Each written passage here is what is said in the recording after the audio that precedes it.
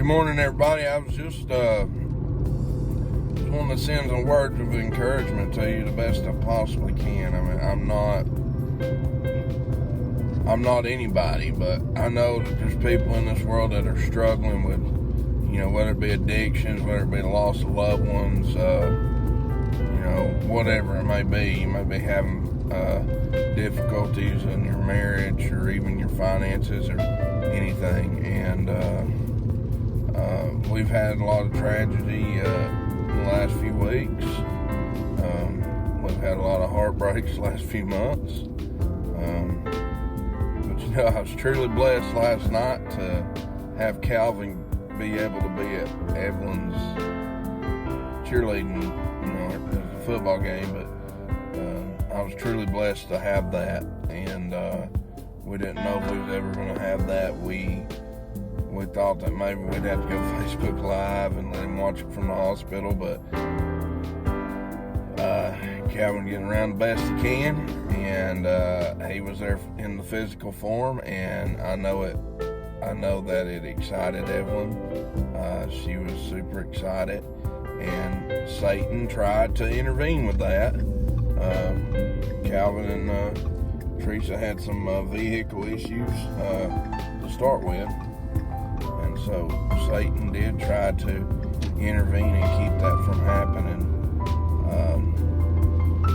And I don't know.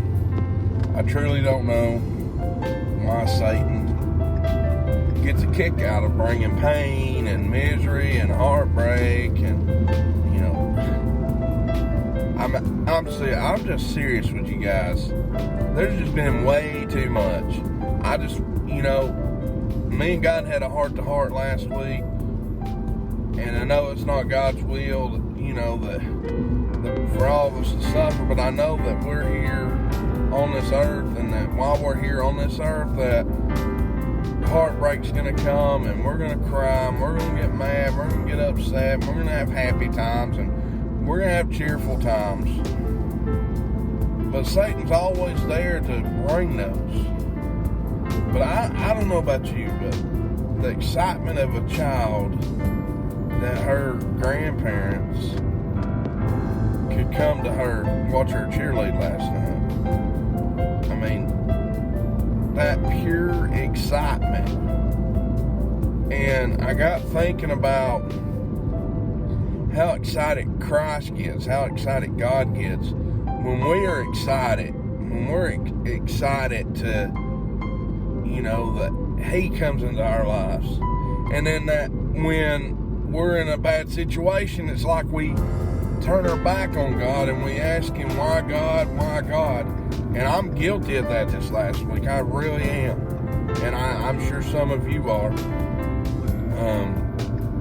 But I just want to encourage y'all to stay focused, to know that God is God, and that'll never change. And to know that He loves you. If I could, I've shared before, my favorite movie is Back to the Future, and I used to watch Back to the Future as a child, and even as an adult sometimes, watching that movie and thinking, man, if I had a time machine and I could go back in time and I could spend some more time with my grandma, or I can go back in time and I can spend some more time with my Uncle Clay, or I can go back in time and these tragedies that have happened that maybe I could have changed something to keep it going that course.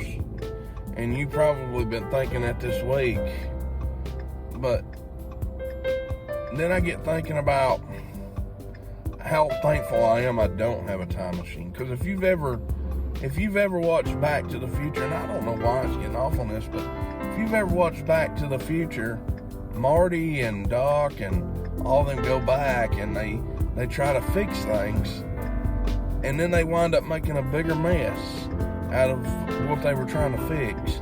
And I'm thankful that God doesn't allow us that freedom that we can do those things. And I'm thankful that God does.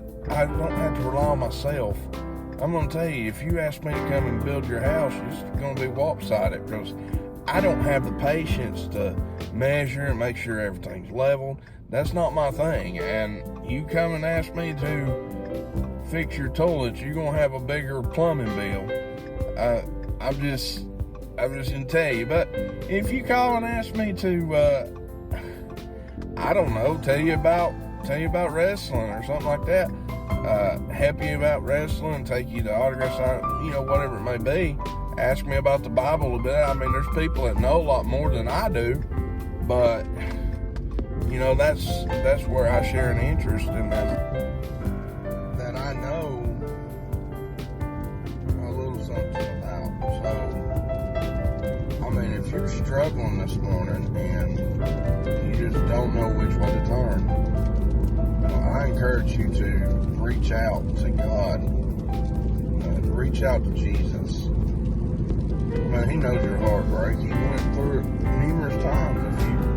If you read the Bible, I mean, Adam and Eve, they conceded to sin, and no doubt that broke God's heart. Jesus too. You know, we know that Jesus was in the beginning too, and I mean, all the people, the wickedness in the land, where God had to bring a flood upon the earth. You know, He didn't want to do that, but what else was He to do? And Sodom and Gomorrah, I mean, you look at that. The day that David committed adultery with Bathsheba and then tried to cover it up, you know, I'm just thinking of situations, and then you look at where Christ was crucified. I mean, there's so many things in the Bible, you know, those that think that God has no heart and that He doesn't care, just read the Bible. Just look at the scriptures and you'll see that God has a heart. And that God's went through the same thing that you're going through, and it's just an earthly thing that we're going to have to go through.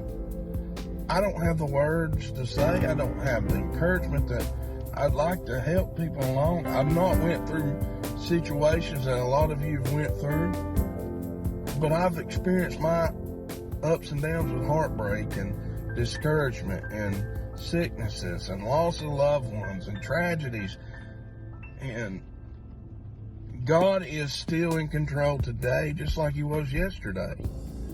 But I just wanted to share that with you this morning, and I know it's been a long video, and I hope you've tuned in. But God bless y'all. Y'all have a good day.